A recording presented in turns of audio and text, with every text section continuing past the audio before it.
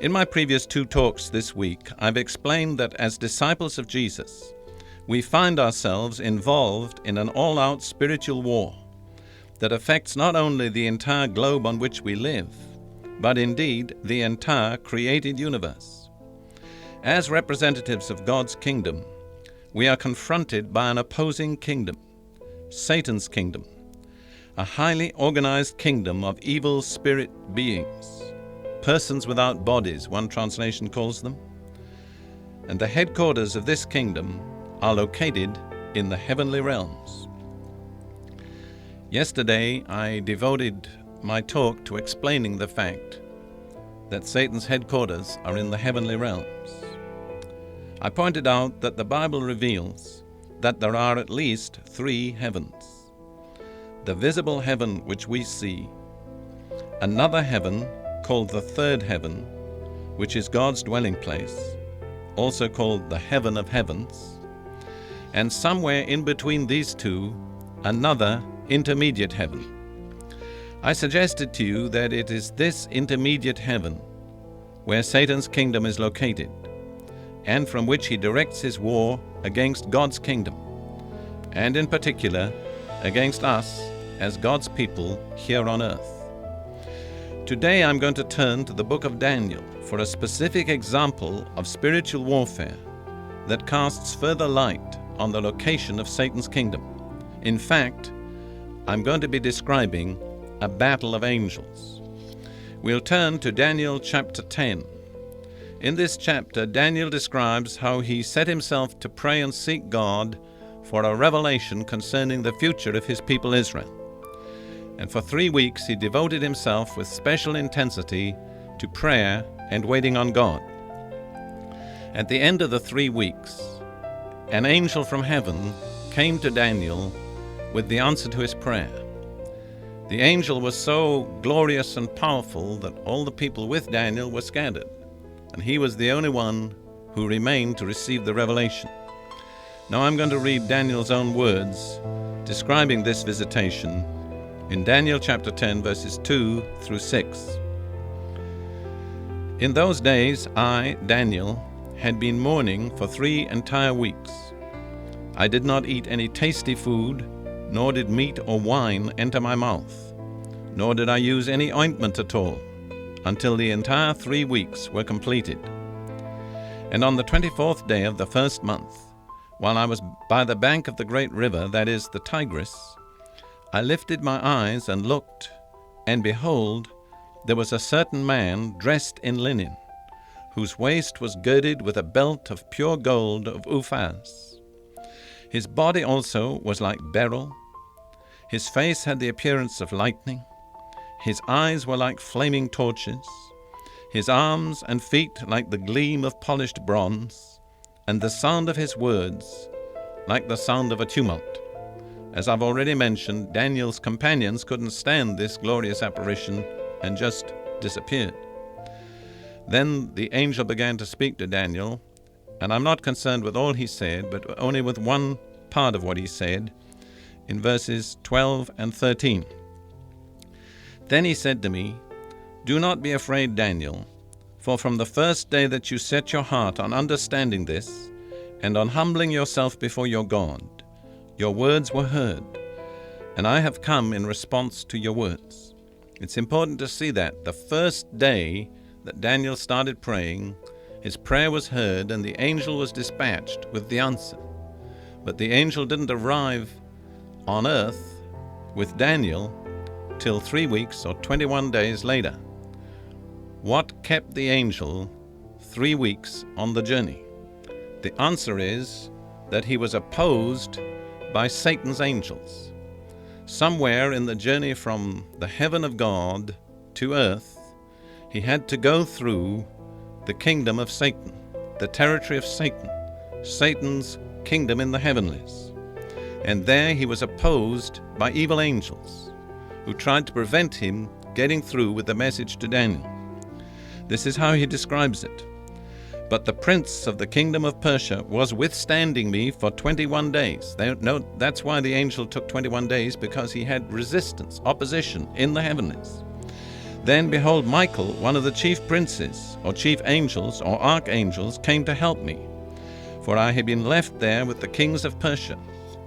Notice all this took place in the heavenly realms, and we are able to identify certain angelic beings.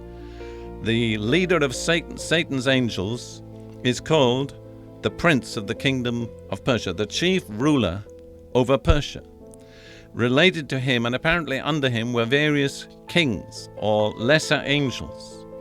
And then on God's side, the angel that came to help the original angel sent with a message to Daniel was the archangel Michael. Now in Daniel chapter 12 and verse 1, we read this about Michael. Now at that time Michael, the great prince who stands guard over the sons of your people, will arise. The word great prince we can interpret as archangel. This particular archangel Michael stands guard over the sons of Daniel's people. In other words, the children of Israel. So Michael in some special way is charged by God with watching over the interests and protecting Israel. And because this whole revelation centered around the future of Israel, it was very much in the interests of Israel that the messenger should get through. So when the first angel was held up, then the archangel Michael came to help him. And they battled there with the satanic angels for 21 days. The satanic angels, as I've already said, were represented by one who was known as the prince of the kingdom of Persia, the supreme ruler, and under him various kings or subordinate rulers, who I would imagine had various areas of authority. For instance, there might be one king over each major city of the Persian Empire, one over each major ethnic group, perhaps one also over each of the various religious and pagan cults of the Persian Empire. But we get this picture of a highly organized, structured kingdom with various areas and descending levels of authority, and its headquarters are in the heavenly, and it's a kingdom of rebellious, fallen angels, spirit beings, persons without bodies. At the end of Daniel chapter 10, the angel again speaks about this conflict.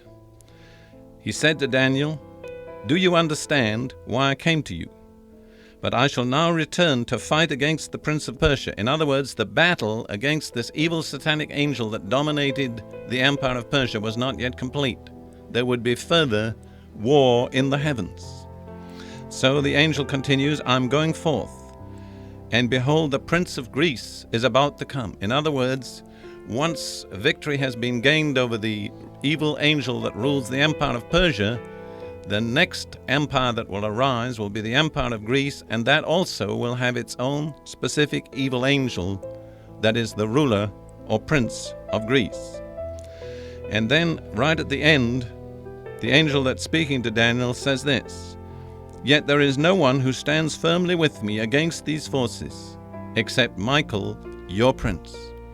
So we see again that the archangel Michael is specifically associated with protecting and watching over the interests of God's people, Israel.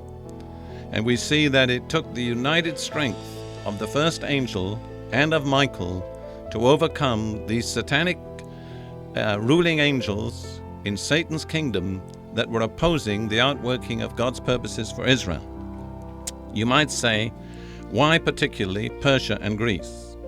Let me remind you that there were 4 major Gentile empires that successively dominated Israel, their land, and the city of Jerusalem from about the 5th century BC and onwards. They were Babylon, Persia, Greece, and finally Rome.